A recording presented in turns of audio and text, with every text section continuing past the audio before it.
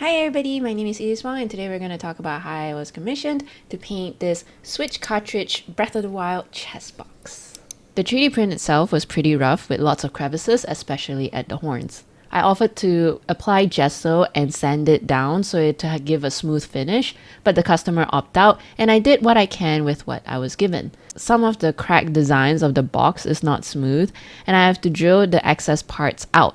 But fortunately, the black paint will hide most of these imperfections. I used golden heavy body paint.